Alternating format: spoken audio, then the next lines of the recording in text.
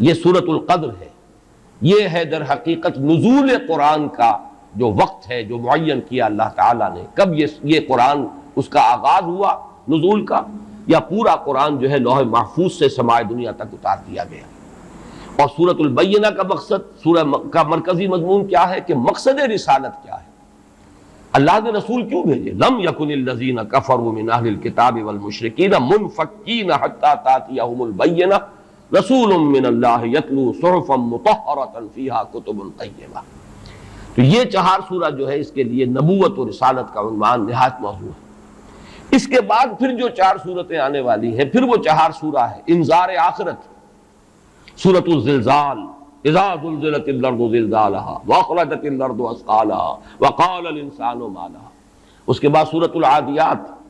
پھر سورۃ القارعہ، القارعہ ما القارعہ وما ادراک ما القارعہ۔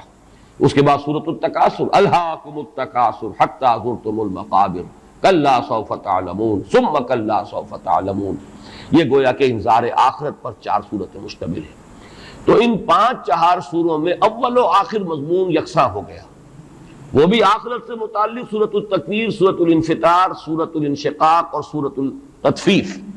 اور یہ بھی سورۃ الزلزال، پھر سورۃ العادیات، پھر سورۃ القارعہ، پھر سورۃ التکاثر۔ تو اول و آخر کا مضمون وہی ہے کہ جو اس تمام گروپ کا مرکزی عمود ہے، انذار آخرت۔ لیکن درمیان میں یہ 3-4 سورے جو آئے ہیں، ان میں حکیمانہ مضامین ہیں، نبوت و رسالت کے مقاصد کا تذکرہ ہے، پھر یہ کہ نور و ظلمت جو باطن میں بھی ہے اور خارج میں بھی ہے، اس کے حوالے سے نہایت معرفت اور حکمت کے موتی ہے قیمتی کہ جو اس 4 سورے میں آئے۔ اب اس تمہید کے بعد صرف یہ نوٹ کر لیجئے کہ سورۃ القدر کا جوڑا جو ہے اصل میں وہ سورۃ البینہ ہے۔ ان میں کیا نسبت ہے؟ سورۃ القدر جو ہے وہ آغاز نزول قرآن کے ذکر پر مشتمل ہے، انا انزلناہ فی لیلۃ القدر، اور سورۃ البینہ مقصد نزول قرآن پر مشتمل ہے۔ کیوں نازل کیا گیا یہ قرآن؟ معاذ اللہ، میں صرف بات واضح کرنے کے لیے لفظ استعمال کر رہا ہوں، یہ اللہ کی کوئی ہابی نہیں ہے، کتابیں اتارنا یہ کوئی اللہ کا شغل نہیں، مشغلہ نہیں۔ کیوں اتارا؟ ایک مقصد ہے عظیم، تاکہ دودھ کا دودھ اور پانی کا پانی جدا ہو جائے، تاکہ منفک ہو جائیں جنہوں نے کفر کیا ہے، جن کے اندر کجی ہے، جن میں زیغ ہے، جن کے اندر خباثت ہے، وہ علیحدہ ہو جائیں، حتی یمیز الخبیث من الطیب، جن کی فطرت سلیم ہے، صالح ہے، وہ علیحدہ ہو جائیں۔ لم یکن الذین کفروا من اہل الکتاب والمشرکین حتی تأتیہم البینہ، یہ تمییز نہیں ہو سکتی تھی جب تک کہ بینہ نہ آ جاتی۔ اور بینہ کیا ہے؟ رسول من اللہ یتلو صحفا مطہرۃ فیہا کتب قیمہ۔ وہ جو نقشہ مولانا حالی نے کھینچا ہے کہ اتر کر ہرا سے سوئے قوم آیا اور ایک نسخہ کیمیا ساتھ لایا، یہ دونوں مل کر رسول اور کتاب دونوں مل کر بینہ بنتے ہیں۔ ایک بات ان دونوں کے مابین جو قدر مشترک کے طور پر ہے اسے نوٹ کر لیجئے کہ ان دونوں کے بارے میں اختلاف ہے کہ یہ مکی ہیں یا مدنی ہیں۔ اگرچہ سورۃ القدر کے بارے میں غالب رجحان جو ہے وہ یہ ہے کہ یہ مکی ہے، لیکن رائے موجود ہے کہ یہ مدنی ہے۔ سورۃ البینہ کے بارے میں غالب رجحان یہ ہے کہ یہ مدنی ہے، لیکن یہ رائے بھی موجود ہے کہ یہ مکی ہے۔ یہاں تک کہ ام المومنین حضرت عائشہ صدیقہ رضی اللہ تعالی عنہا کی رائے یہ آئی ہے کہ یہ بھی مکی صورت ہے، مدنی نہیں ہے، اگرچہ اس کا جو انداز ہے، اس میں جو الفاظ استعمال ہوئے ہیں، اس کا جو اسلوب ہے وہ یقیناً بہت مشابہ ہے مدنی صورتوں کے ساتھ۔ اہل کتاب کا ذکر خاص طور پر یہ جو ہے زیادہ جلی انداز میں جو آیا ہے وہ تو مدنی صورتوں میں آیا ہے، لیکن یہ کہ یہ رائے موجود ہے، اور سب سے بڑھ کر میرے نزدیک اہمیت کی حامل بات یہ ہے کہ ام المومنین حضرت عائشہ صدیقہ رضی اللہ تعالی عنہ کی رائے بھی ہے۔ لیکن ان دونوں میں قدر مشترک کے طور پر صرف اس وقت میں ذکر کر رہا تھا کہ یہ بات بھی ہے کہ دونوں میں اختلاف ہے، دونوں کے بارے میں کہ آیا یہ مکی صورتیں ہیں دونوں یا مدنی صورتیں ہیں۔ میرے نزدیک جو چیز راجح ہے، کیونکہ یہ دونوں اقوال موجود ہیں سلف میں، تو اب ہمارے لیے صرف ترجیح کا مسئلہ ہے کہ ہم کس کو راجح سمجھتے ہیں، کس کو مرجوح سمجھتے ہیں۔ میرے نزدیک راجح یہی ہے کہ یہ دونوں صورتیں مکی ہیں، اور میں مولانا امین حسن اصلاحی صاحب کی اس بات سے متفق ہوں کہ قرآن حکیم میں جو یہ مکی اور مدنی صورتوں کا معاملہ آیا، یہ 7 گروپوں کی شکل میں، ہر گروپ میں آغاز میں ایک یا ایک سے زائد صورت مکی ہوگی، اختتام ایک یا ایک سے زائد مدنی پر ہوگا۔ پہلی صورت سورہ فاتحہ مکی اور 4 سورتیں نہایت طویل، بقرہ اور آل عمران اور نساء اور مائدہ، یہ مدنی۔ اس کے بعد 2 سورتیں مکی، 2 مدنی، انعام اعراف یہ مکی، انفال اور توبہ یہ مدنی۔ اس کے بعد 14 سورتیں سورہ یونس سے لے کر سورہ مومنون تک یہ مکی ہیں، اور 1 سورت تنہا سورہ نور یہ مدنی ہے۔ پھر 8 سورتیں آتی ہیں کہ جو مکی ہیں، پھر 1 سورت آتی ہے اور وہ مدنی ہے، وہ سورہ احزاب ہے۔ اس طریقے سے مکی اور مدنی سورتوں کے 6 گروپ تو ہم پڑھ چکے ہیں، اس لیے کہ وہ تو سورہ تحریم پر 6واں گروپ ختم ہو چکا تھا۔ اب یہ 7واں گروپ ہے، اور اگر یہ اصول صحیح ہے، جو مجھے صحیح معلوم ہوتا ہے، اگرچہ یقینی طور پر تو بات نہیں کی جا سکتی، حتمی انداز میں نہیں کہا جا سکتا، لیکن میں اپنے اتفاق رائے کا اظہار کر رہا ہوں کہ مولانا امین حسن اصلاحی صاحب کی اس رائے سے مجھے اتفاق ہے کہ یہ 7واں گروپ بھی اسی طرح ہے کہ اس کی اکثر و بیشتر صورتیں مکی، آخر میں صرف مدنی آئیں گی، درمیان میں نہیں ہو سکتا معاملہ، ورنہ تو پھر یہ کہ گروپوں کی وہ ترتیب جو ہے وہ ڈسٹرب ہو جائے گی، پھر وہ 7 گروپ نہیں رہیں گے، 8 بن جائیں گے یا 9 بن جائیں گے، جو بھی شکل اس کی ہو۔ اس اعتبار سے، اور مجھے نہ صرف اس اصول کے اعتبار سے بلکہ ویسے بھی جو قرائن محسوس ہوتے ہیں وہ یہی ہے کہ یہ صورتیں مکی ہیں۔ آخر میں جا کر میرا مولانا امین حسن اصلاحی صاحب سے ایک اختلاف ہے، لیکن جب وہاں ہم پہنچیں گے کہ آخری مدنی صورتیں کون کون سی ہیں، میں وہاں پھر اس اختلاف کو وہاں بیان کروں گا۔ اور یہ بات سمجھ لیجئے کہ اصول میں اتفاق کے باوجود اصول کی اپلیکیشن میں اختلاف ہو سکتا ہے، اصول ایک ہی ہے، لیکن یہ ہے کہ اس کا جب آپ انطباق کرتے ہیں کسی مسئلے میں، آپ کی رائے کچھ اور ہو سکتی ہے، کسی دوسرے شخص کی رائے کچھ اور ہو سکتی ہے، اور اس میں ہم حتمی اور یقینی طور پر کچھ نہیں کہہ سکتے، واللہ عالم کہہ کر ہمیں اپنی رائے ظاہر کرنی چاہیے۔ تو جہاں تک بحیثیت مجموعی اصول کا تعلق ہے، مکی مدنی صورتوں کے 7 گروپ، ان میں مجھے کامل اتفاق ہے مولانا اصلاحی صاحب کے ساتھ، لیکن آخری گروپ کی مدنیات کون سی ہے اس میں مجھے ان سے اختلاف ہے۔ اس سے بھی زیادہ گہرا تعلق جوڑا تو ہے اس کا سورۃ القدر کا، سورۃ البینہ، لیکن چونکہ 4 سورہ کے ضمن میں عرض کر چکا ہوں کہ صرف جوڑوں کی نسبت نہیں ہوتی، بلکہ بعض جگہوں پر آپ دیکھیں گے کہ اس 4 سورے کی سورہ نمبر 2 اور سورہ نمبر 3 میں زیادہ گہری مناسبت ہے، وہ میں بیان کر چکا ہوں سورۃ العلق کے درس کے ضمن میں۔ 5 آیات ابتدائی سورہ علق کی، اقرا بسم ربک الذی خلق خلق الانسان من علق اقرا وربک الاکرم الذی علم بالقلم علم الانسان ما لم یعلم، اور 5 ہی آیات ہیں اس سورہ مبارکہ کی سورۃ القدر کی، اور ان میں جو گہرا ربط ہے وہ اظہر من الشمس ہے، وہ پہلی وحی ہے، اور اس میں پہلی وحی کے نزول کا ذکر ہے، اس کا وقت معین کیا گیا ہے، ہم نے یہ لیلہ مبارکہ میں اس کو نازل فرمایا۔ انا انزلناه فی لیلۃ القدر وما ادراک ما لیلۃ القدر لیلۃ القدر خیر من الف شہر تنزل الملائکۃ والروح فیہا باذن ربہم من کل امر سلام ہی حتی مطلع الفجر۔ تو کس قدر خوبصورت ربط ہے سورہ علق کی 5 آیات ابتدائی، اور یہ سورہ مبارکہ کل 5 آیات پر مشتمل، وہ پہلی وحی ہے جو نازل ہوئی، اور یہ پہلی وحی کے نزول کا وقت ہے جس کا تعین ہو رہا ہے سورۃ القدر میں۔ ایک میں اس سے پہلے بھی عرض کر چکا ہوں، جیسے سورۃ التین اور سورہ بلد کے درمیان، حالانکہ سورہ بلد جو ہے وہ تو 4 سورہ دعوت و حکمت سے متعلق ہے، اس کی آخری صورت ہے 4تھی صورت، اور سورۃ التین جو ہے وہ 4 سورہ نبوت و رسالت کی پہلی صورت ہے، لیکن ان کے مابین بڑا گہرا ربط ہے۔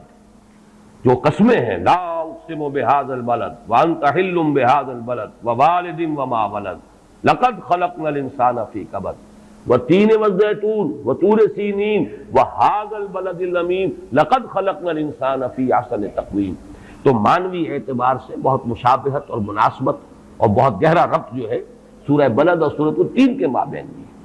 بالکل اسی طرح یہاں نوٹ کر لیجئے کہ ایک ربط ثالث جو ہے اس سورۃ القدر کا، ایک ربط تو ہے جوڑے ہونے کی نسبت سے سورہ بینہ کے ساتھ، ایک ربط ہے 4 سورہ کے اعتبار سے سورۃ العلق کی ابتدائی 5 آیات کے ساتھ۔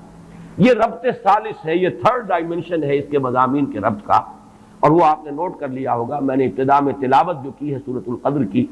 اس کے ساتھ ہی متصلاً تلاوت کی ہے سورہ دخان کی ابتدائی 6 آیات کی۔ مضامین کے اعتبار سے ان میں جس قدر مشابہت ہے،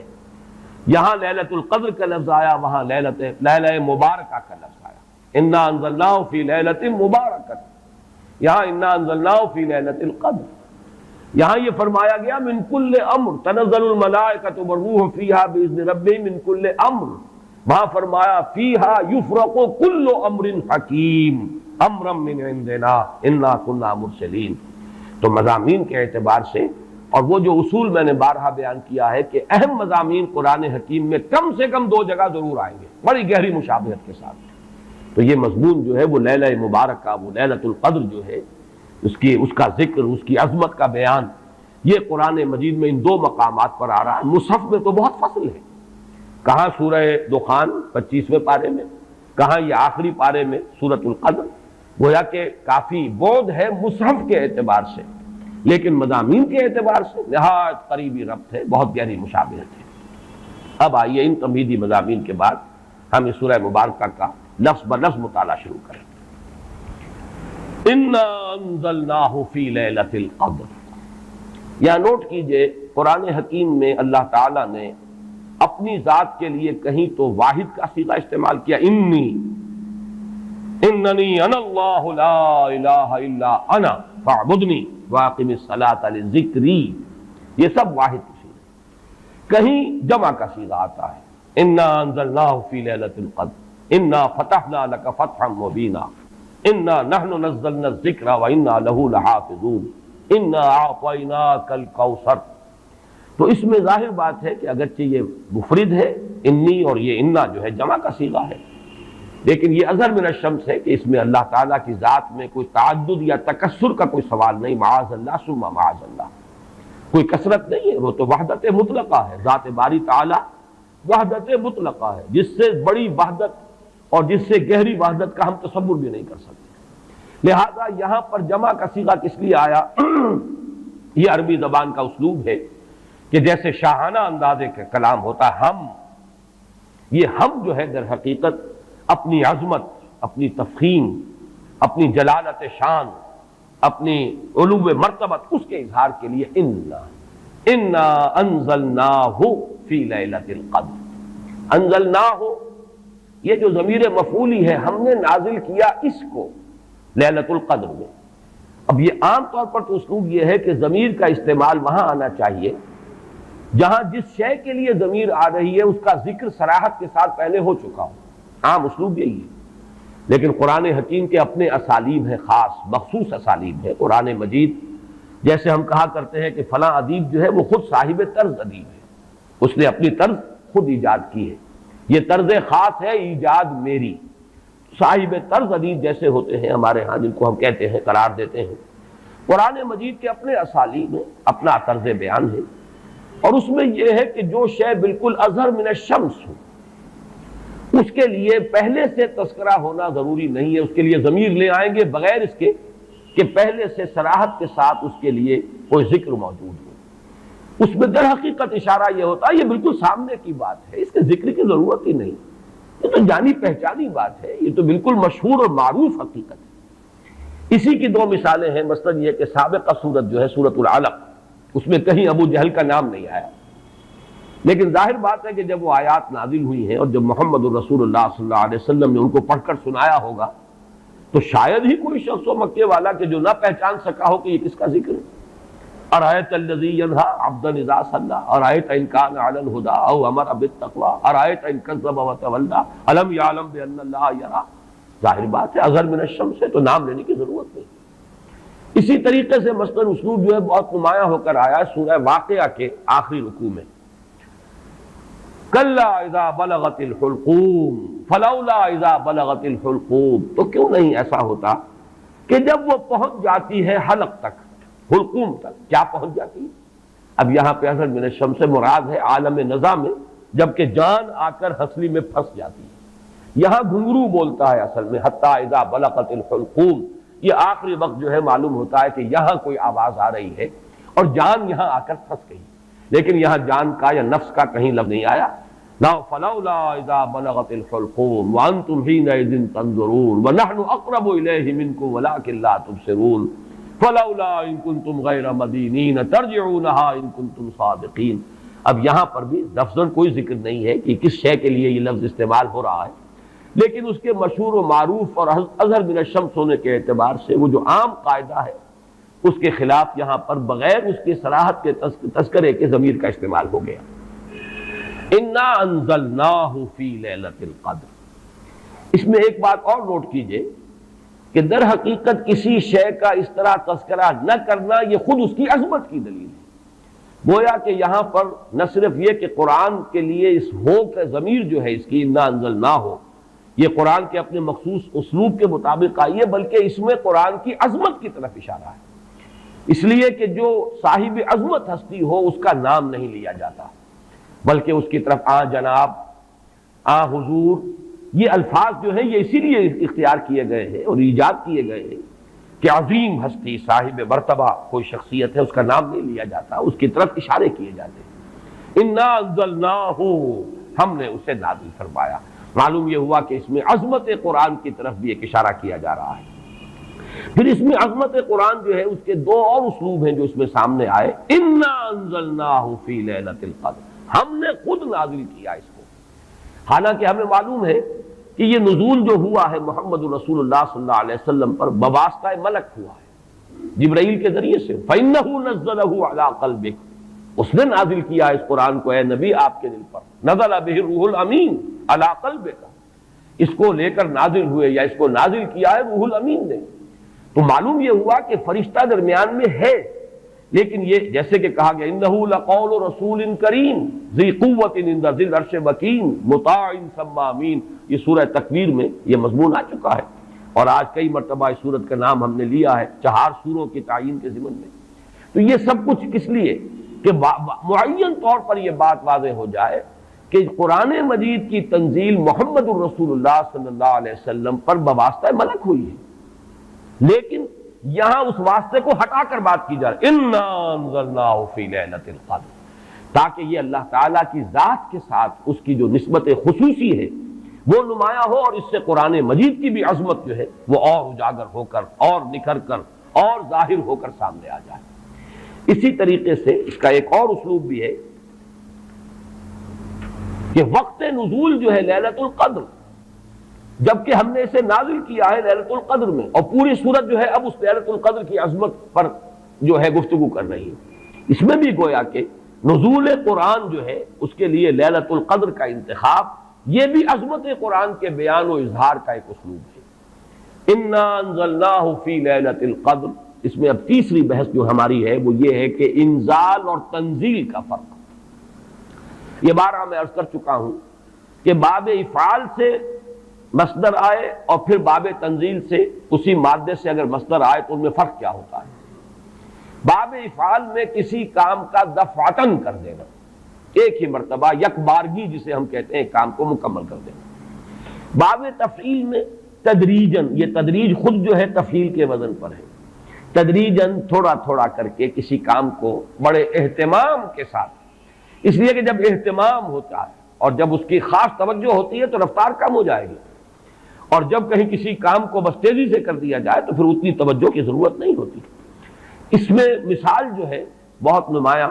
اعلام اور تعلیم۔ اعلام کے معنی خبردار کر دینا، بتا دینا، بس بتا دیا، اب تمہاری سمجھ میں آیا ہے تو آیا ہے، نہیں آیا تو نہیں آیا، اگر آیا ہے تو ٹھیک ہے، نہیں آیا تو دفع ہو جاؤ، ہمارا کام تھا بتا دینا، ہم نے بتا دیا، یہ اعلام ہے، بتا دیا اعلام۔ تعلیم، تعلیم ہے ذہن نشین کرنا، اتارنا، بٹھانا، سمجھانا، تھوڑا تھوڑا کر کے بٹ بائی بٹ، پھر یہ دیکھنا کہ یہ بات سمجھ میں آ گئی تو اگلا قدم، یہ بھی اگر سمجھ میں آ گئی تو اگلی بات، یہ تعلیم ہے۔ تو اسی طریقے سے جو اعلام اور تعلیم کا فرق ہے وہی فرق ہے انزال اور تنزیل کا، اور یہ الفاظ دو قرآن مجید میں اگرچہ کہیں کہیں استثناءات ہیں، لیکن آپ کو معلوم ہے کہ یہ تو اصول ہے دنیا میں ہر جگہ پر، ایکسیپشنز پروو دی رول، اگر کہیں استثناءات آ جائیں تو اس سے قانون جو ہے اور کلیات ٹوٹتے نہیں ہیں بلکہ اور مؤکد ہو جاتے ہیں۔ تو یہ بات نوٹ کر لیجئے کہ استثناءات تو اگرچہ ہیں انزال اور تنزیل کے استعمال میں، لیکن یہ کہ بالعموم یا یوں کہیے کہ قانون کے طور پر، ایک کلیے کے طور پر انزال کا لفظ آتا ہے قرآن مجید کا نزول، یا تو آغاز نزول جو ہوا محمد الرسول اللہ صلی اللہ علیہ وسلم پر، یا پورے قرآن کا نازل کیا جانا لوح محفوظ سے سمائے دنیا تک، کیونکہ یہ دفعتاً ہوا ہے، پورا قرآن ہے کہ جو نازل کر دیا گیا۔ یہ دونوں آراء جو ہیں ہمارے ہاں مفسرین کے ہاں موجود ہیں۔ امام شعبی کی رائے یہ ہے کہ انا انزلناہ فی لیلۃ القدر سے مراد یہ ہے کہ اس کا آغاز نزول ہوا ہے لیلۃ القدر میں۔ حضرت عبداللہ ابن عباس رضی اللہ تعالی عنہما، اور ظاہر بات ہے کہ ان کی رائے بہت زیادہ اہمیت کی حامل ہے، وہ حبر الامہ ہے، ان کے بارے میں حضور کی خصوصی دعا ہے، اللہم فقہہ فی الدین وعلمہ التاویل، اے اللہ اس نوجوان کو دین کا فہم اور تفقہ عطا فرما اور اسے تعویل و تفسیر کا علم جو ہے بالخصوص وہ عطا فرما۔ تو حضرت عبداللہ ابن عباس اسی وجہ سے رضی اللہ تعالی عنہما حبر الامہ، حبر کہتے ہیں بہت بڑے عالم کو، حالانکہ وہ نوجوان تھے، لیکن یہ کہ ان کی رائے یہ ہے کہ اس سے مراد یہ ہے کہ پورا قرآن حکیم لوح محفوظ سے سمائے دنیا تک لیلۃ القدر میں نازل کر دیا گیا۔ یہ کام دفعتاً ہوا، اسی لیے لفظ انزال آیا ہے۔ وہ لیلۃ القدر کا تذکرہ ہو رہا ہے تو انا انزلناہ فی لیلۃ القدر۔ پھر یہ کہ رمضان مبارک میں وہ لیلۃ القدر ہے تو شہر رمضان الذی انزل فیہ القرآن، یہاں پر جو مجہول کا صیغہ آیا وہی باب افعال سے آیا ہے، لیکن حضور پر جو قرآن کا نزول ہوا ہے وہ سب کو معلوم ہے کہ 22 برس میں اس کی تکمیل ہوئی ہے، تھوڑا تھوڑا کر کے نازل ہوا ہے۔ پہلی آیتیں 5 نازل ہوئی جو ہم پڑھ چکے ہیں پچھلے درس میں، اس کے بعد 7 آیتیں نازل ہوئی سورہ نون کی، اس کے بعد 7 آیتیں نازل ہوئی سورہ مزمل کی، اس کے بعد 7 آیتیں نازل ہوئی سورہ مدثر کی، اس کے بعد 7 آیتوں پر مشتمل نازل ہوئی سورہ فاتحہ، اس کے بعد 5 آیتیں پر مشتمل سورت نازل ہوئی سورۃ اللہب۔ تو یہ نجمن یہ تقریباً 22 برس میں جا کر اس کی تکمیل ہوئی ہے تنزیل کی۔ اب یہاں لفظ تنزیل ہوتا ہے، فَإِنَّهُ نَزَّلَهُ عَلَىٰ قَلْبِكَ، اے محمد آپ کے قلب پر جو ہے یہ تنزیل کے طور پر آیا ہے، نجمن آیا ہے، تھوڑا تھوڑا کر کے آیا ہے، رفتہ رفتہ آیا ہے، تدریجاً آیا ہے۔ بلکہ یہ بحث تو کئی بار آ چکی ہے کہ حضور کو تو اشتیاق رہتا تھا، آپ چاہتے تھے کہ جلدی جلدی قرآن نازل ہو، اور آپ جو ہے شکوہ بھی کرتے تھے حضرت جبرائیل سے کہ آپ دیر دیر سے اور وقفہ ڈال کر آتے ہیں، جس کی کہ پھر قرآن مجید میں ہی مذکور ہے سورہ مریم میں، جو ان کی طرف سے ایک وضاحت آئی ہے وَمَا نَتَنَزَّلُ إِلَّا بِأَمْرِ رَبِّكَ، اور پھر اس کے علاوہ دوسرے مقام پر وَلَا تَعْجَلْ بِالْقُرْآنِ مِن قَبْلِ أَن يُقْضَىٰ إِلَيْكَ وَحْيُهُ، اے نبی جلدی نہ کیجئے، قرآن مجید کی آپ پر تنزیل جو ہے اس کے اندر جو وقت اور جو اس کے اندر وقفے ہیں یہ اللہ تعالیٰ کی حکمت کے تحت ہیں، اور ان کے اندر حکمت مثمر ہے، لہذا آپ جلدی نہ کیجئے۔ وَلَا تَعْجَلْ بِالْقُرْآنِ مِن قَبْلِ أَن يُقْضَىٰ إِلَيْكَ وَحْيُهُ۔ تو اس اعتبار سے نوٹ کر لیجئے کہ تنزیل جو ہے وہ محمد الرسول اللہ صلی اللہ علیہ وسلم پر نزول قرآن کے لیے،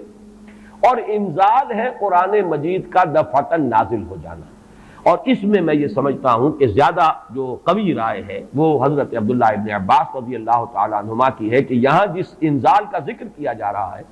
وہ لوح محفوظ، اور یہاں ذرا گن لیجئے قرآن مجید میں لوح محفوظ کے لیے 2 الفاظ اور بھی آئے ہیں، انہو فی ام الکتاب لدینا لعلی حکیم، یہ ام الکتاب میں ہے، وہ ہے اصل جڑ، وہ ہے اصل کتاب۔ یہ تو نقول ہے، جیسے کہ میں نے بارہا کہا ہے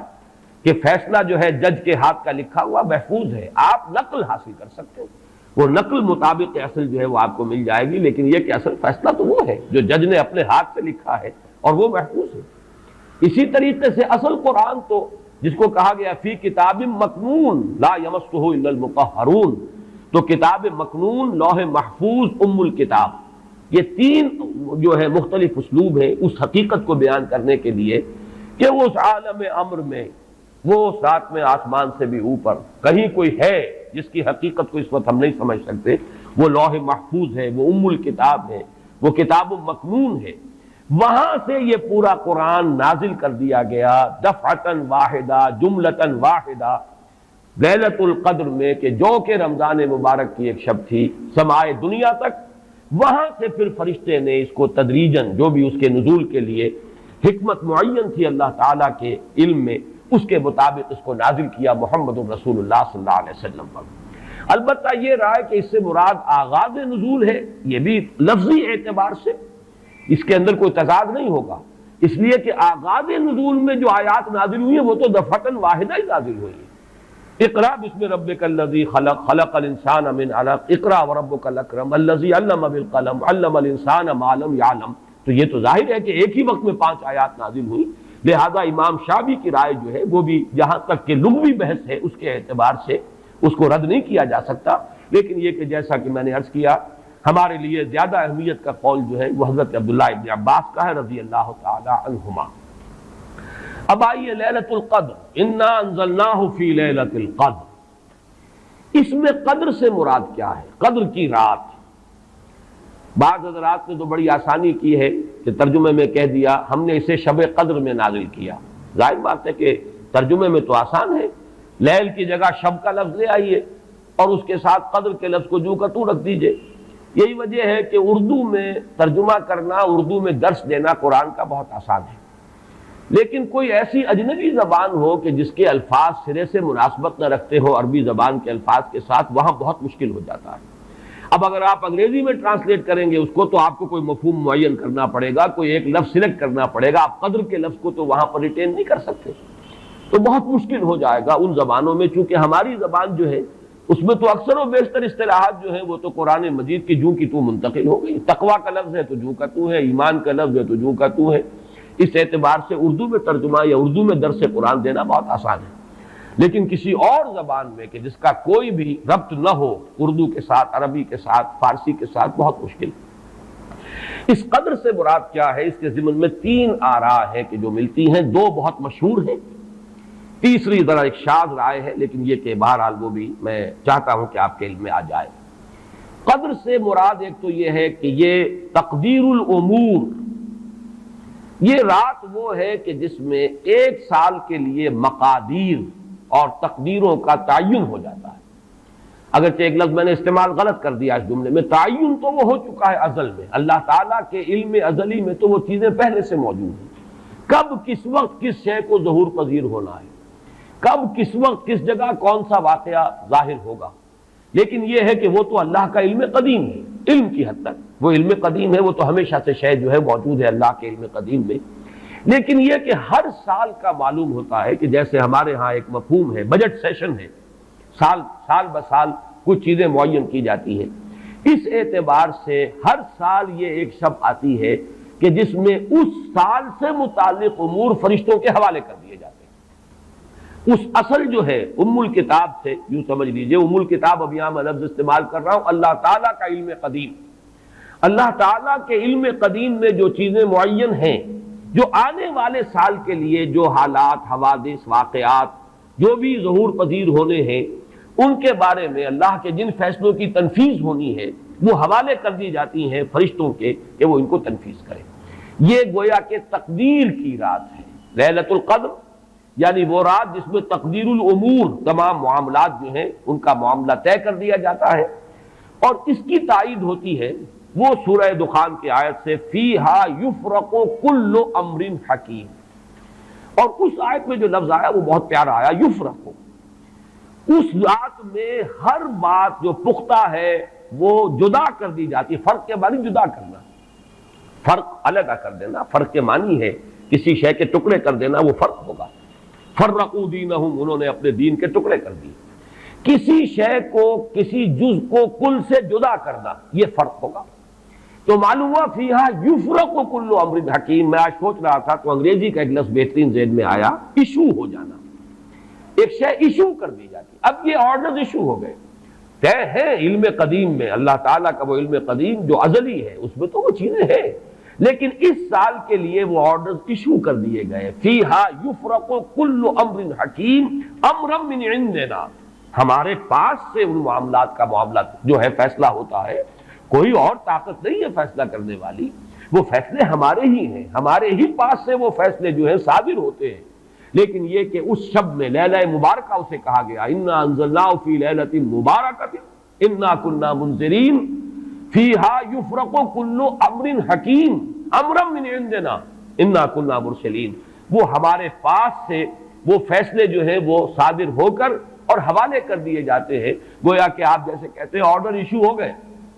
آپ کے تبادلے کے یا آپ کی ترقی کا جو حکم ہے ایشو ہو گیا. تو یہ گویا کہ یہ 1 سال کا معاملہ. اور اس کے ساتھ ہی نوٹ کر لیجئے قرآن حکیم میں معلوم ہوتا ہے کہ اللہ تعالیٰ کے ہاں سے یہ فیصلے جو ہیں قضاء و قدر کے اور جو بھی اللہ کے احکام ہیں ان کی تنفیذ تدبیر امر، اس کے لیے بھی کئی لیولز معین ہیں۔ چنانچہ سورہ سجدہ میں جو فرمایا گیا ہے وہ تو یہ ہے کہ 1000 سال کا معاملہ طے ہو جاتا ہے۔ یدبر الامر من السماء الى الارض ثم يعرج الیہ فی یوم کان مقدارہ 1000 سنۃ مما تعدون۔ تمہاری تعداد اور تمہاری گنتی اور تمہارے حساب اور تمہاری تقویم سے جو 1000 سال بنتے ہیں، اللہ تعالیٰ کی تدبیر امر اس کے حساب سے ہوتی ہے، اور پھر اس کی تکمیل کے بعد پھر ملائکہ جو ہے اس کی جو رپورٹ ہے وہ لے کر اللہ تعالیٰ کے حضور میں حاضر ہوتے ہیں۔ یہ کہا جا سکتا ہے کہ جیسے ہم یہ سمجھتے ہیں کہ 7 آسمان ہیں، ان 7 آسمانوں کے ساتھ اللہ تعالیٰ کا یہ جو تدبیر امر کا معاملہ ہے کہ جو سمائے دنیا ہے اس پر وہ سالانہ ایشو ہو رہے ہوں احکام قضاء و قدر کے، اور وہی ہے کہ جو پھر اس سال کے دوران ان کی تنفیذ ہو جاتی ہے۔ اور اگر اس سے آگے 100 برس کی کوئی پلاننگ ہے تو وہ دوسرے کہیں آسمان پر ہو، اور اس سے اوپر اگر کوئی 1000 برس کی پلاننگ ہے تو وہ اس سے کہیں اوپر کے آسمان پر ہو، اور اگر اس سے اوپر 10,000 برس کی کوئی پلاننگ ہے تو اس سے اوپر کے آسمان پر ہو۔ یہ سارے معاملات عین ممکن ہیں، یہ عالم امر کی وہ باتیں ہیں جن کو صحیح طور پر سمجھنا ہم صرف اشارات کے حوالے سے کوئی دھندلا سا تصور قائم کر سکتے ہیں کہ قرآن ایک طرف یہ بھی کہہ رہا ہے یدبر الامر من السماء الى الارض ثم يعرج الیہ فی یوم کان مقدارہ 1000 سنۃ مما تعدون۔ سورہ معارج میں یہ بھی ہے تعرج الملائکۃ والروح الیہ فیہا، اس میں فی یوم کان مقدارہ 50,000 سنہ، 50,000 برس کا بھی ایک دن ہے اللہ کا۔ تو ہو سکتا ہے کہ ان تمام مختلف درجہ بدرجہ جو تدبیر امر کے فیصلے اللہ کی طرف سے حکمت الہی اور علم الہی سے جن چیزوں کا کہ ایشو ہو رہا ہو، جس کے کہ احکام صادر ہو رہے ہوں، وہ بھی درجہ بدرجہ ہوں، اور یہ جو ہے سمائے دنیا پر یہ ایک سالانہ جو ہے نظم اس کا قائم ہو، اور اس کے حوالے سے فرشتوں کو جو اس دنیا کے فرشتے ہیں جو یہاں پر تنفیذ امر کی جو خدمت ہے اس پر معمور ہیں ان کے حوالے کر دیے جاتے ہیں۔ تو ایک رائے تو میں نے عرض کی کہ قدر سے مراد تقدیر، کہ یہ رات جو ہے تقدیر الامور کی رات ہے، تمام جو امور ہیں ان کے مقادیر، ان کی تعیین، ان کے بارے میں اللہ تعالیٰ کے احکام جو ہے ان کا ایشو ہو جانا۔ ایک رائے یہ ہے کہ یہ قدر سے مراد ہے قدر و منزلت، اونچا رتبہ، علو شان، منزلہ اور شرف۔ اب اس کی تائید ہوتی ہے، معلوم ایسا ہوتا ہے کہ یہ دونوں باتیں تو بیک وقت جو ہے مراد ہیں، اسی لیے میں نے کہا یہ دونوں اقوال بہت مشہور بھی ہیں، اور میرے نزدیک یہ دونوں ہی اس میں یہ ذو معنیین لفظ کے طور پر یہاں استعمال ہوا، یہ دونوں ہی مراد ہیں۔ یہ رات خود اپنی جگہ پر بھی بجائے خود، جسے ہم کہتے ہیں بجائے خود بھی بہت قدر و منزلت کی رات ہے، اور اس شب میں 1 سال کے معاملات جو ہیں وہ فرشتوں کے حوالے کر دیے جاتے ہیں۔ اس اعتبار سے اس کو کہا گیا لیلہ مبارکہ، انا انزلناہ فی لیلۃ مبارکہ، یہ خود مبارک ہے، اس کے اندر برکتیں ہیں، اس کے اندر عظمت ہے، اس کی اپنی شان بلند ہے، علو مرتبت کی حامل ہے یہ رات۔ یہ دو مفہوم جو ہیں جب تو میں نے جیسا کہ عرض کیا یہ تو بہت کثرت کے ساتھ ہیں اور یہی زیادہ مشہور بھی ہیں، بلکہ ان کے ضمن میں دوسری بات کے ضمن میں ایک نقطہ ترازی کے درجے کی بات ہے، لیکن بات کیونکہ حسین ہے وہ میں آپ کو سنا رہا ہوں۔ ابو بکر وراق ہے جنہوں نے اس میں نقطہ پیدا کیا ہے کہ یہ لیلہ قدر اس لیے ہے لأنه نزل فيها کتاب ذو قدر علی لسان ملک ذی قدر علی امت لها قدر۔ یہ 3 انہوں نے قدر جمع کیے ہیں کہ یہ اس لیے اس کو لیلۃ القدر کہا گیا کہ ایک طرف تو یہ کہ اس میں وہ کتاب نازل ہوئی جو بڑی قدر و منزلت والی کتاب ہے، ثانیاً وہ اس فرشتے کی زبانی نازل ہوئی کہ جو بہت قدر و منزلت کا ذی قوت عند ذی العرش مکین مطاع ثم امین، پھر اس امت کے لیے اس کی تنزیل ہو رہی ہے جس کی بڑی قدر و منزلت ہے اللہ کے ہاں۔ اور شاید اسی وجہ سے وہ کہتے ہیں جناب وراق کہ شاید اسی وجہ سے لفظ قدر جو ہے اس سورہ مبارکہ میں 3 مرتبہ آیا ہے۔ انا انزلناہ فی لیلۃ القدر وما ادراک ما لیلۃ القدر لیلۃ القدر خیر من الف شہر۔ لیکن جیسا کہ میں نے عرض کیا ہے یہ بس ایک نقطے کے حد تک ہے، ایک دلچسپ نقطہ ہے، میں نے اس کا تذکرہ کر دیا ہے۔ ایک تیسرا مفہوم جو شاذ ہے جو لیا گیا قدر سے، کہ قدر کا ایک مفہوم ہے تنگی کا بھی، جیسے کہ سورۃ الفجر میں ہم پڑھ چکے ہیں فَأَمَّا الْإِنسَانُ إِذَا مَا ابْتَلَاهُ رَبُّهُ فَأَكْرَمَهُ وَنَعَّمَهُ فَيَقُولُ رَبِّي أَكْرَمَنِ وَأَمَّا إِذَا مَا ابْتَلَاهُ فَقَدَرَ عَلَيْهِ رِزْقَهُ فَيَقُولُ رَبِّي أَهَانَنِ۔ انسان کا معاملہ عجیب ہے کہ جب اس کا رب اس کا امتحان لیتا ہے، اسے آزماتا ہے، نعمتیں دے کر، عزت دے کر، تو کہتا میرے رب نے مجھے عزت دے دی، اور جب اس کا رب اس کو آزماتا ہے اس پر رزق کو تنگ کر کے، تو وہ کہتا میرے رب نے مجھے ذلیل کر دیا۔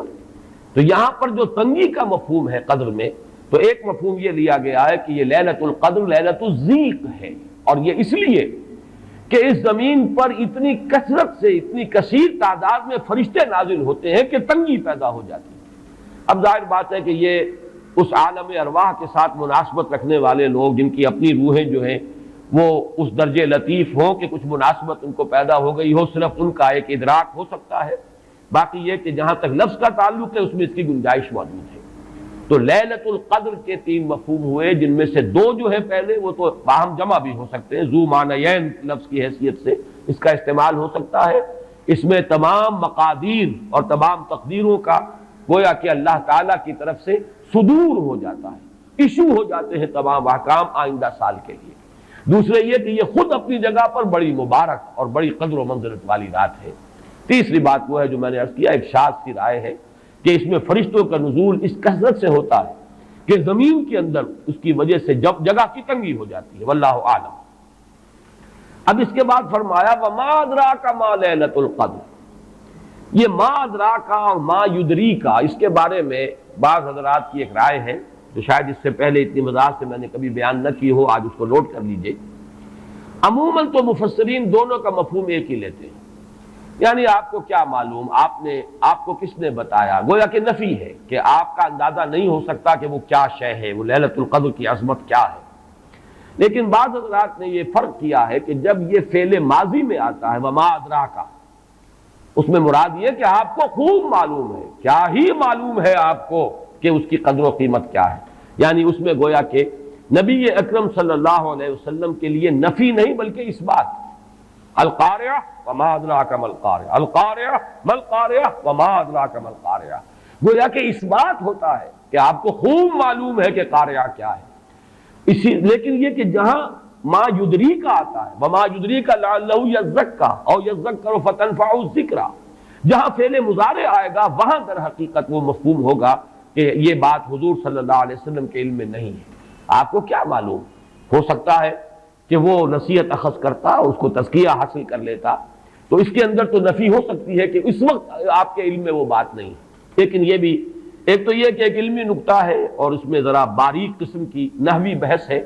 میں خود اپنا مقام یہ نہیں سمجھتا کہ اس قسم کی باریک نحوی بحثوں میں کوئی حتمی رائے قائم کروں۔ دوسرے یہ کہ اس سے ہماری حد تک کوئی فرق واقع نہیں ہوتا، فرق اگر واقع ہوتا ہے تو محمد الرسول اللہ صلی اللہ علیہ وسلم کے بارے میں واقع ہوتا ہے کہ اگر وما ادراکا آیا ہے تو گویا کہ اس بات ہے کہ حضور کے علم میں وہ بات ہے، اور وما یدریکا ہے تو گویا کہ اس میں نفی ہے کہ وہ بات حضور کے علم میں نہیں ہے۔ لیکن ہمارے لیے تو دونوں حالتوں میں نفی ہی نفی ہے، ہمیں کیا معلوم قاریہ کی اصل حقیقت ہمیں کیا اندازہ ہو سکتا ہے، لیلۃ القدر کی اصل عظمت کا ہمیں کیا اندازہ ہو سکتا ہے، قرآن کی عظمت و فضیلت کا ہمیں کیا اندازہ ہو سکتا ہے۔ ہمارے اعتبار سے وہ بحث جو ہے وہ محض ایک اکیڈمک اور ایک علمی بحث بن کر رہ جاتی ہے، اس کا کوئی فرق واقع نہیں ہوتا۔ اب اس کے بعد سوال پیدا ہوتا ہے کہ یہ رات جو ہے مخفی کیوں رکھی گئی، تعین کے ساتھ کچھ معلوم نہیں، یہ رات کون سی رات ہے، کون سی رات ہے، اس کا جواب تو میں بعد میں دوں گا کہ اس میں جو آراء ہیں مختلف، لیکن یہ کہ اس کو کیوں مخفی رکھا گیا، اس پر کچھ پیاری باتیں ہیں جو مفسرین نے کہی ہیں۔ پہلی بات تو یہ کہ جتنی عظیم چیزیں ہیں ان سب کو مخفی رکھا گیا۔ قیامت کب آئے گی، مخفی ہے، آئے گی یہ یقینی ہے، کب آئے گی یہ تو ان امور میں سے ہے کہ جس کا علم نبی اکرم صلی اللہ علیہ وسلم کو بھی نہیں دیا گیا، جبرائیل کو بھی نہیں دیا گیا۔ چنانچہ حدیث جبرائیل میں واضح طور پر الفاظ موجود ہیں وَمَا الْمَسْئُولُ عَنْهَا بِأَعْلَمَ مِنَ السَّائِلِ، کچھ معلوم نہیں، نہ سائل کو معلوم نہ مسئول کو معلوم قیامت کب آئے گی۔ اب یہ عظیم حقیقت مخفی رکھا گیا اور اس کا خاص طور پر ذکر کیا گیا سورہ طٰہٰ میں، اکاد اخفیھا لتجزی کل نفس بما تسعی۔ اگر تعین کر دیا جاتا تو جو قریب کے زمانے کے لوگ ہوتے وہ تو خوب پھر محنت کرتے آخرت کے لیے، اور ذرا فاصلے والے ہوتے وہ ذرا تساہل کرتے اس کے بارے میں. اس کو رکھا گیا ہے، تلوار لٹکی ہوئی ہے، کسی بھی وقت گر سکتی ہے. یہ جیسے گلوٹین کبھی اگر آپ نے دیکھا ہو جس طریقے سے کہ اس کا چھرا گرتا ہے، کسی بھی وقت گر سکتی ہے. لہٰذا ہر وقت چوکس رہو، چوکنے رہو. جیسے کہ صحابہ کرام کی شان معلوم ہوتی ہے بعض روایات سے کہ ذرا تیز ہوا چلتی تھی تو وہ سمجھتے تھے کہ قیامت آ گئی. اس درجے استحضار تھا اعصاب کے اوپر، اس کا اتنا اثر تھا کہ ذرا تیز جھکڑ چلا اور انہوں نے سمجھا قیامت آ گئی. تو اس طریقے سے قیامت کو مخفی رکھا گیا. اکاد اخفیھا لتجزا کل نفس بما تسعی. نہ آج سے 100 برس پہلے والوں کو معلوم تھا کہ قیامت کب آئے گی، نہ آج والوں کو معلوم ہے. نہ اگر ابھی دنیا کی عمر ہے ابھی 100 برس اور، تو قیامت سے ایک دن پہلے بھی شاید یقینی طور پر معلوم نہ ہو سکے کہ کل قیامت آ رہی ہے. تاکہ ہر وقت جو ہے امتحان اتنا ہی شدید رہے، اتنا ہی کڑا امتحان رہے ہر ایک کے لیے. لتجزا کل نفس بما تجزا بما تسعی، تاکہ ہر ذی نفس کو بدلہ ملے اس کی سعی کے مطابق. اسی طریقے سے موت کا وقت معلوم نہیں. وما تدری نفس بأی ارض تموت. کہاں موت آئے گی کچھ معلوم نہیں، کہاں موت آئے گی، کب موت آئے گی کچھ معلوم نہیں. اسی طرح نوٹ کیجئے صلاۃ وسطیٰ، حافظوا علی الصلوات والصلاۃ الوسطیٰ معین نہیں ہے. اس کے لیے آراء اگرچہ ہے، اکثر آراء جمع ہو گئی ہیں صلاۃ العصر کے بارے میں، لیکن تعین سے حتمی طور پر نہیں کہہ سکتے. یہ رائے بھی ہے کہ کوئی بھی معین نہیں، تمام نمازیں جو ہیں وہ صلاۃ وسطیٰ کے حکم میں ہیں. بہترین نماز کوشش کرو کہ پوری محافظت کرو، صرف نماز کی نہیں، بہترین نماز کی. ہر نماز تمہاری بہترین نماز ہونی چاہیے. ہر روز روز عید ہو، ہر شب شب برات. اگر اللہ تعالیٰ کے ساتھ کوئی قلبی ربط ہے تو ہر دن جو گزر رہا ہے وہ روز عید ہے، اور ہر شب جو گزر رہی ہے وہ شب برات ہے. لیکن اگر وہ کہ انسان کو غفلت ان کے قلب پر طاری ہے تو وہ عید کا دن بھی اس کے لیے ایک عام دن ہے، اور شب برات بھی اس کے لیے ویسی ہی ایک رات ہے جیسی کہ ہر روز آتی ہے اور چلی جاتی ہے. اس اعتبار سے اس کو بھی خاص جو ہے معین نہیں کیا گیا صلاۃ وسطیٰ کون سی ہے. اسی طرح بعض روایات میں جو آتا ہے اسم اعظم، اللہ کا ایک نام ایسا ہے کہ اس کے واسطے سے اللہ سے جو بات مانگی جائے وہ رد نہیں ہو، لیکن وہ کون سا نہیں بتایا گیا. اقوال ہیں، اندازے ہیں. حی و قیوم پر زیادہ، الحی القیوم پر زیادہ لوگوں کا جو ہے وہ اجماع ہوا ہے، لیکن یہ کہ یقین سے نہیں کہہ سکتے. تو اسی میں اس کو بھی نوٹ کر لیجئے کہ اس کو مخفی رکھا گیا ہے لیلۃ القدر کو. لوگ زیادہ سے زیادہ محنت کریں، زیادہ سے زیادہ مشقت کریں. اس کے لیے جو بھی اس کی قدر و منزلت سے کسی درجے میں آگاہ ہے، وہ اگر معین ہی ہو جاتا کہ ایک شب یہ ہے تو پھر تو سب کے سب اس رات میں محنت کر لیتے، باقی راتیں جو ہیں وہ پھر سونی اور ویران گزرتی. لیکن یہ کہ مطلوب یہ ہے کہ زیادہ سے زیادہ راتیں آباد ہوں، زیادہ سے زیادہ راتوں میں ذکر ہو، عبادت ہو، دعا ہو. اس لیے اس کو مخفی رکھا گیا. یہ حکمت ہے. اس میں بھی ایک عجیب نکتہ ہے جو امام راضی رحمۃ اللہ علیہ نے بیان کیا ہے، اور حوالہ اگرچہ نہیں دیا اس حدیث کا، لیکن ایک روایت کے حوالے سے بات بیان کی ہے کہ اس کے ظاہر نہ کرنے میں بھی اللہ کی ایک شفقت اور رحمت ہے بندوں کے حق میں. اس لیے کہ اس کی قدر جتنی زیادہ ہے اتنی ہی اس کی ناقدری پر سزا ہوگی. اگر معلوم ہو کہ یہ شب ہے اور اس کی ناقدری کو انسان کرے تو گویا کہ پھر وہ اتنا ہی زیادہ مورد عقاب اور مورد سزا بن جائے گا. اس کے لیے ایک بڑا پیارا واقعہ نقل کیا امام راضی نے کہ حضور صلی اللہ علیہ وسلم حضرت علی رضی اللہ تعالی عنہ ایک روز مسجد میں داخل ہوئے، ساتھ ہی آئے ہیں. دیکھا کہ ایک شخص سو رہا ہے، نماز کا وقت ہو چکا تھا. حضور نے حضرت علی سے فرمایا کہ اسے جگا دو، اسے ہوش میں لے آؤ تاکہ یہ وضو کرے، نماز کے لیے تیاری کرے. حضرت علی نے امتثال امر کیا، جا کر جگا دیا. لیکن پھر ایک سوال کیا حضرت علی نے کہ حضور آپ تو خود نیکی کے کاموں میں بہت سبقت فرمانے والے ہیں، سباق بالخیر یہ لفظ آئے، سبقت کرنے والے بہت کثرت کے ساتھ، تو آپ نے یہ جو ہے یہ کام خود کیوں نہیں فرمایا اور مجھے کیوں اس کے لیے آپ نے حکم دیا؟ آپ خود بھی اسے جگا سکتے تھے. آپ نے فرمایا کہ تم اس کی حکمت کو سمجھ لو. میرے جگانے پر اگر وہ نہ جاگتا اور انکار کر دیتا تو کفر ہو جاتا اس کے حق میں، اور تمہارے جگانے پر اگر کوئی تساہل سے بھی وہ کام لیتا تو وہ کفر نہ ہوتا. تو یہ ایک فرق ہے کہ اللہ تعالیٰ کی طرف سے ایک شفقت ہے کہ حضور صلی اللہ علیہ وسلم جگاتے اور کسی درجے میں وہ انکار کر دیتا. کبھی ایسا بھی ہوتا آدمی نیند میں ہے اور وہ کہتا جاؤ جاؤ مجھے آرام کرنے دو، تو اگر میرے ساتھ یہ معاملہ ہوتا تو وہ کفر کے درجے کو پہنچ جاتی بات. لیکن اگر تمہارے ساتھ یہ معاملہ ہو بھی جاتا تو اس درجے شدید نہ ہوتا. تو گویا کہ حضور نے اس شخص پر شفقت کے اعتبار سے یہ شکل اختیار کی کہ خود نہیں جگایا بلکہ یہ کہ حضرت علی رضی اللہ تعالیٰ عنہ کو حکم دیا کہ اسے جگا دیں۔ تو یہ نقطہ کہ لیلۃ القدر کے اخفاء میں یہ بات بھی ہے کہ اگر اس کو عیاں کر دیا جاتا، معین کر دیا جاتا، تو پھر جو لوگ اس سے غافل رہتے پھر وہ بہت سخت ناقدری کا ارتکاب کرتے اور بڑی سزا کے مستوجب ہو جاتے۔ اب چھٹی بحث ہے کہ وہ رات کون سی ہے۔ اگرچہ ایک رائے شاذ یہ بھی ہے کہ وہ رمضان سے باہر کی رات بھی ہو سکتی ہے، لازم نہیں ہے کہ رمضان ہی کی کوئی شب ہو۔ اس میں چونکہ بعض حضرات نے ایک روایت کی وجہ سے یہ جسے ہم شب برات کہتے ہیں، لیلۃ البرات، یہ شعبان کی 15ویں شب، درمیانی شب، اور اس کے بارے میں ایک روایت موجود ہے حضرت عائشہ صدیقہ رضی اللہ تعالی عنہا کی کہ رات کے وقت ان کی آنکھ کھلی اور وہ باری آپ ہی کے پاس شب باسی کی تھی، حضور کی، تو حضور موجود نہیں تھے، تو تشویش ہوئی کہاں گئے۔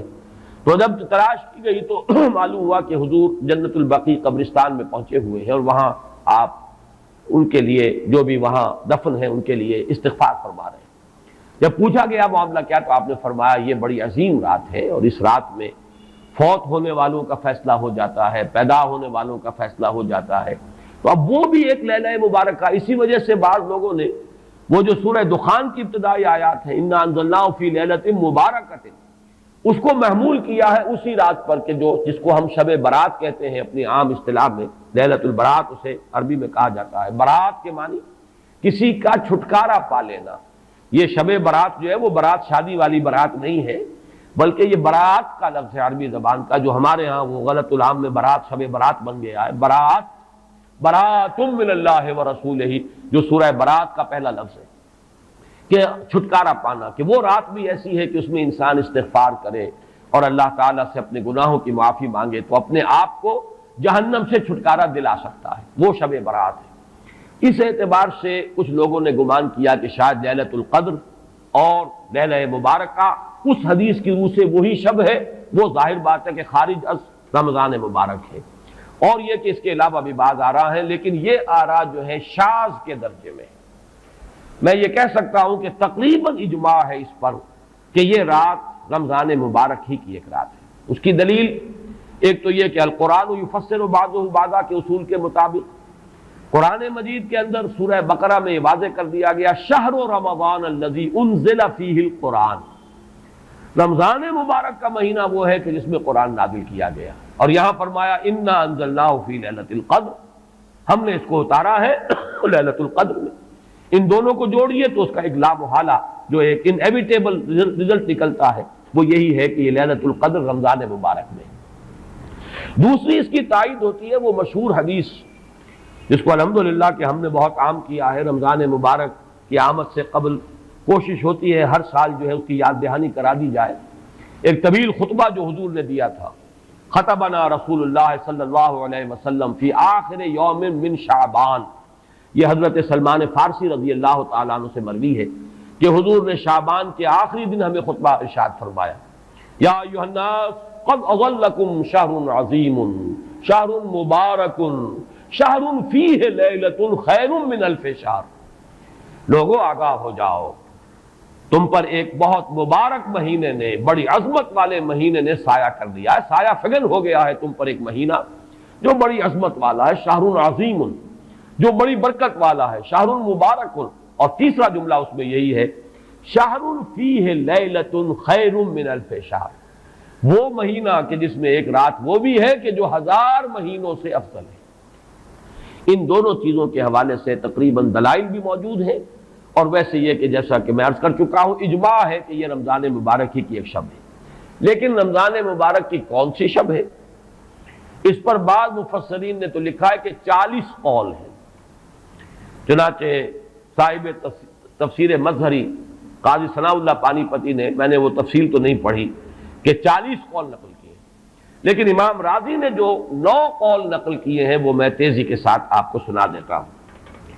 ابن رزین رحمہ اللہ کا قول یہ ہے کہ رمضان کی پہلی شب ہے۔ حضرت حسن بصری رحمۃ اللہ علیہ یہ ہے تابعین میں سے، اس لیے میں رضی اللہ عنہ نہیں کہہ رہا، رحمۃ اللہ علیہ، حضرت حسن بصری رحمۃ اللہ علیہ کی رائے ہے کہ یہ 17ویں شب ہے، یعنی وہ شب کہ پھر جس کے اگلے دن جو ہے وہ غزوہ بدر ہوا ہے، یوم الفرقان۔ حضرت انس رضی اللہ تعالی عنہ مرفوعاً روایت کرتے ہیں کہ یہ 19ویں شب ہے۔ محمد بن اسحاق جو بہت بڑے سیرت نگار ہیں حضور کے، ان کا قول ہے کہ یہ 21ویں شب ہے۔ حضرت عبداللہ ابن عباس رضی اللہ تعالی عنہما سے قول جو ہے مروی ہے کہ یہ 23ویں شب ہے۔ حضرت عبداللہ ابن مسعود رضی اللہ تعالی عنہ سے مروی ہے کہ یہ 24ویں شب ہے۔ اور اس کو میں ذرا اہمیت دیتا ہوں اس لیے کہ 24ویں شب جو ہے سورہ علق کی ابتدائی آیات کے نزول کے ضمن میں کچھ حساب کتاب کے جوڑنے سے 24ویں اور 25ویں شب کا بھی معاملہ جڑتا ہے، جو کہ میں نے آپ کو سورہ علق کے درس کے دوران بتایا تھا۔ اس کے بعد حضرت ابو ذر غفاری رضی اللہ تعالیٰ عنہ کا قول ہے کہ یہ 25ویں شب ہے۔ اس کے بعد حضرت ابی ابن کعب رضی اللہ تعالیٰ عنہ کا قول ہے، یہ وہ ہے جن کو کہ حضور نے خود فرمایا کہ اقرأہم ابی ابن کعب، قرآن مجید کے سب سے بڑے قاری حضرت ابی ابن کعب ہیں رضی اللہ تعالیٰ عنہ۔ اور ان کے بھی سینے پر آپ نے تھپکی دی تھی کہ ایک سوال کیا آپ نے کہ سب سے عظیم سورت کون سی ہے،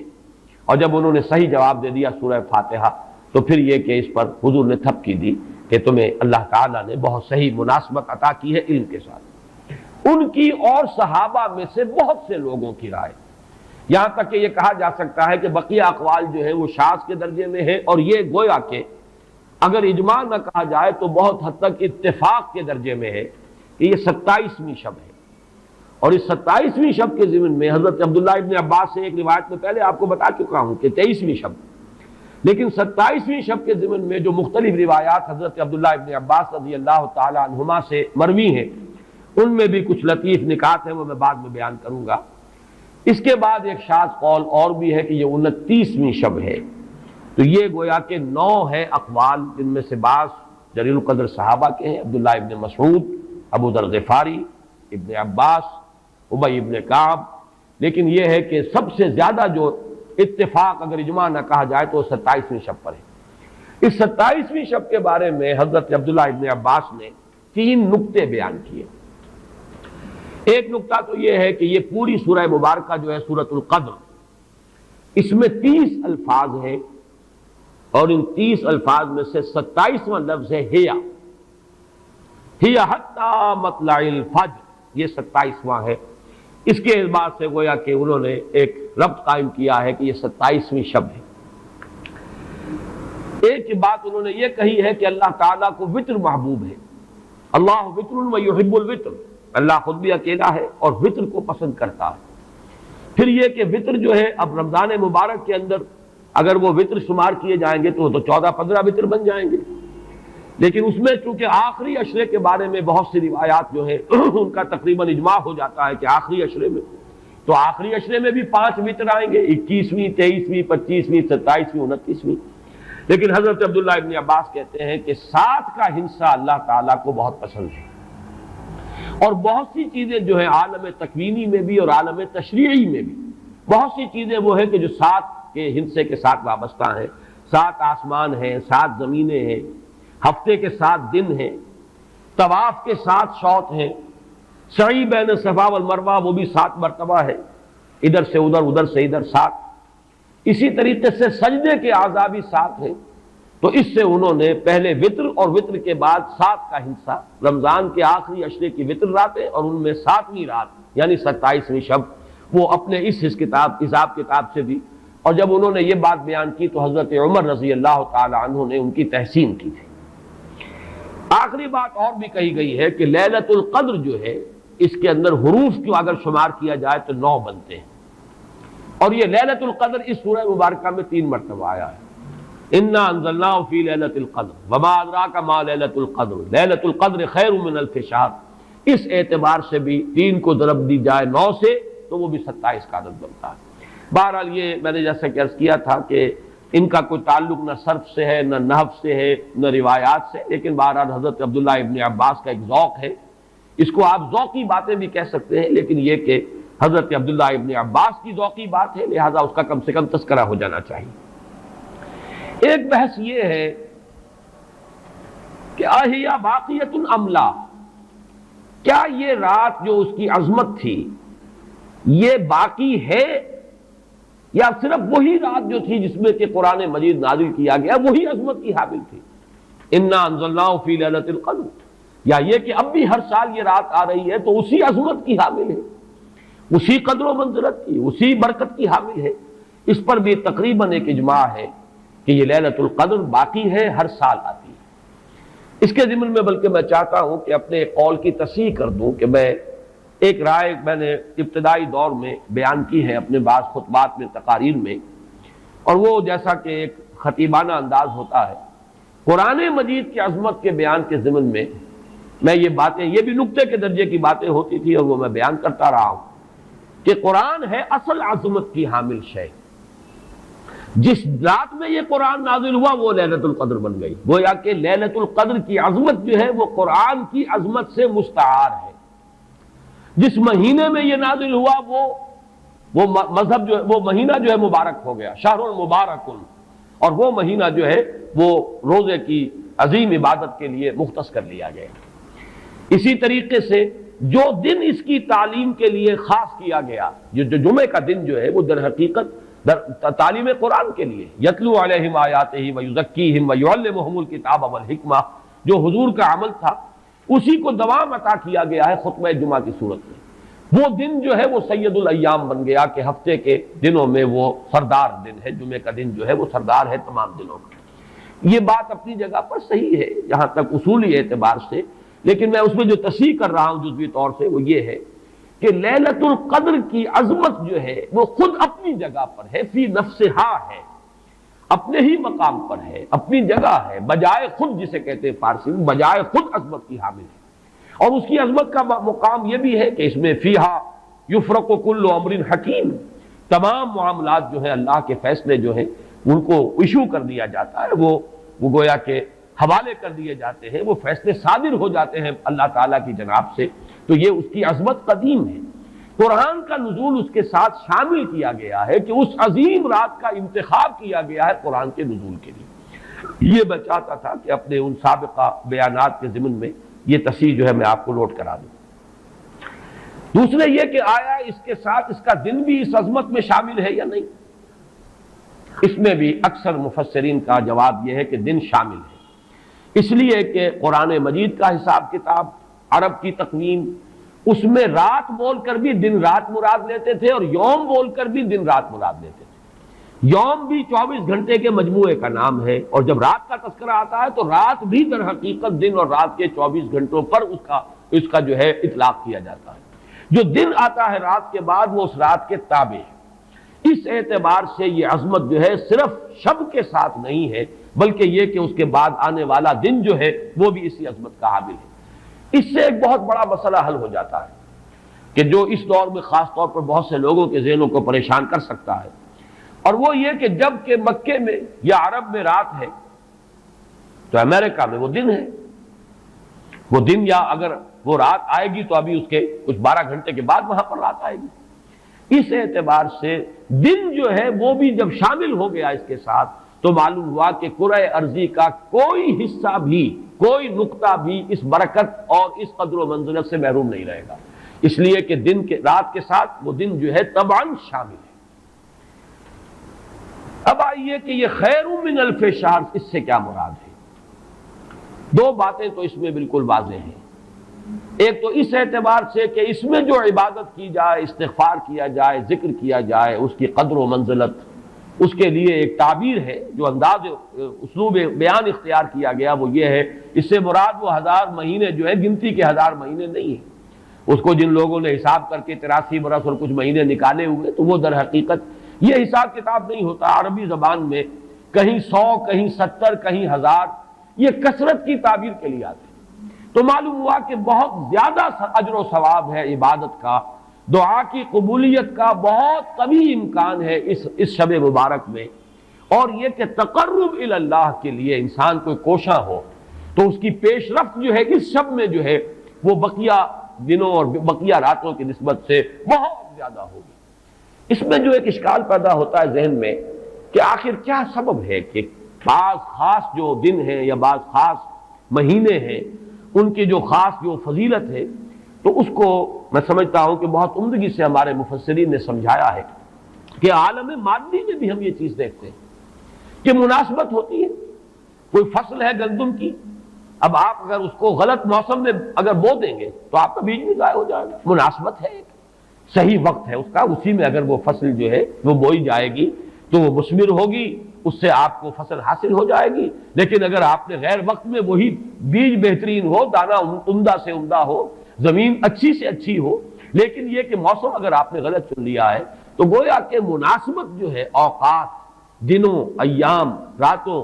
مہینوں، سالوں، ان کے جو بھی ایک خاص مناسبت ہے نیکی کے ساتھ، خیر کے ساتھ، عالم امر کے ساتھ، روحانیت کے ساتھ، عالم ارواح کے ساتھ، اس کو ہم قیاس کر سکتے ہیں کہ جیسے موسموں اور دنوں کا معاملہ ہے، اسی طریقے سے اس عالم ارواح کے اندر اور روحانی عالم کے اندر بھی کچھ ایام ہیں، کچھ دن ہیں، کچھ مہینے ہیں جن کی خصوصی مناسبت ہے. چنانچہ رمضان مبارک کا مہینہ ہے، اسی طریقے سے یہ ليلۃ القدر ہے، اس کے اندر جو ہے قدر و منزلت اللہ نے جو رکھی ہے وہ اس کی ایک خصوصیت ہے جس کو ہم، ظاہر بات ہے کہ عالم امر کی اشیاء جو ہیں کما حق ہو تو ان کا ادراک اور شعور ہم اس وقت اس زندگی میں، اس دنیا میں حاصل نہیں کر سکتے، لیکن اس کی طرف اس تمثیل کے ذریعے سے کچھ نہ کچھ جو ہے رہنمائی ہو جاتی ہے. جیسے کہ قرآن مجید کی عظمت کما حق ہو، جیسے کہ وہ عظمت ہے، کما ہیا، کسی انسان کے لیے ممکن نہیں کہ اس کا ادراک اور شعور کر سکے. لیکن مثال دی گئی، لو انزلنا القرآن علی جبل لرأیتہ خاشعا متصدعا من خشیۃ اللہ وتلک الامثال نضربها للناس لعلهم يتفکرون. یہ مثالیں ہم بیان کر دیتے ہیں لوگوں کے لیے کہ جو معاملات، جو امور، جو لطیف حقائق ان کے ادراک و شعور سے ماوراء ہیں، بلند تر ہیں، اس کا کوئی اجمالی اور کوئی مبہم خاکہ تو ان کے ذہن میں آ ہی جائے ایک تمثیل کی مدد سے. اس اعتبار سے اس مادی عالم میں بھی جو موسموں کے اثرات اور ان کی مناسبت یا عدم مناسبت کسی کام کے ساتھ ہے، اس کے حوالے سے ہم سمجھ سکتے ہیں کہ اللہ تعالیٰ نے خاص گھڑیاں، خاص ساعات، جیسے فرمایا گیا کہ جمعے کے دن ایک خاص ساعت ایسی ہے، اب دیکھیے اس کو بھی شمار کر لیجئے، وہ بھی مخفی رکھی گئی ہے کہ وہ ساعت کون سی ہے. ایک خاص ساعت ہے کہ اگر کوئی شخص دعا کرے گا اس گھڑی میں تو وہ رد نہیں ہوگی، لیکن اسے خفیہ رکھ دیا گیا. بعض حضرات کے خیال میں دونوں خطبوں کے درمیان جو وقت ہو جبکہ امام بیٹھتا ہے یہ وقفہ ہے وہ خاص ساعت. بعض حضرات کے نزدیک وہ نماز کے ادا ہونے سے لے کر عصر تک کا وقفہ ہے. لہذا بہت سے حضرات کو آپ نے دیکھا ہوگا کہ وہ جمعے کے روز نماز جمعہ ادا کرنے کے بعد سے عصر تک مسجد میں قیام کرتے ہیں، ذکر اور تلاوت اس میں مشغول رہتے ہیں. بعض حضرات کے نزدیک اس سے مراد ہے اذان ہونے سے نماز کے ادا ہو جانے تک، اذا نودی للصلاۃ من یوم الجمعۃ فاسعوا الی ذکر اللہ وذروا البیع اور فاذا قضیت الصلاۃ فانتشروا فی الارض. ان دونوں کے مابین جو وقت ہے وہ گویا کہ اس کا، لیکن اس کو بھی مخفی رکھ دیا گیا. وہ جو میں نے کچھ لسٹ گنوائی تھی کہ عظمت والی چیزوں کو اللہ نے چھپایا ہے، اسے مخفی رکھا ہے، اسی میں اس کو بھی شامل کر لیجئے کہ ایک گھڑی ہے جمعے کے دن، ایک وقت ہے، ایک ساعت ہے، اس میں جو دعا کی جائے قبول ہو جائے گی. اسی طریقے سے یہ ليلۃ القدر ہے، اسی طریقے سے اور مختلف چیزیں. تو ليلۃ القدر خیر من الف شہر تنزل الملائکۃ والروح فیہا باذن ربہم من کل امر. نازل ہوتے ہیں فرشتے اور الروح. اگرچہ الروح کے بارے میں اس کا مصداق کیا ہے بہت سے اقوال ہیں، لیکن یہاں پر اکثر و بیشتر مفسرین جو ہے متفق ہیں کہ یہاں مراد حضرت جبرائیل علیہ السلام. فرشتوں میں ان کے چونکہ ایک خاص مقام ہے، بہت اونچا ان کا مقام ہے، کہا جا سکتا ہے سید الملائکہ، تمام فرشتوں کے وہ سردار ہیں. یہی وجہ ہے کہ وہی ہے قرآن کے نازل کرنے والے. یہ عظیم اللہ کا پیغام جو ہے، نوع انسان پیام آخری حامل او رحمت للعالمین، تو اس کے لانے والے بھی جو ہے وہ فرشتوں میں، جیسے کہ میں نے وہ آیات آپ کو اس سے پہلے بھی سنائی کہ انہ لقول رسول کریم ذی قوت عند ذی العرش مکین مطاع ثم امین. اب یہ ساری مدح جو ہو رہی ہے، تعریف ہو رہی ہے حضرت جبرائیل علیہ السلام کی، تو یہ گویا کہ عطف الخاص علی العام کی ایک مثال ہے. تمام ملائکہ، الملائکہ بہت سے ملائکہ، اور یہاں پہ اس سے اندازہ کیجئے کہ معلوم ہوتا ہے بہت کثیر تعداد میں ملائکہ ہیں جن کا نزول ہوتا ہے.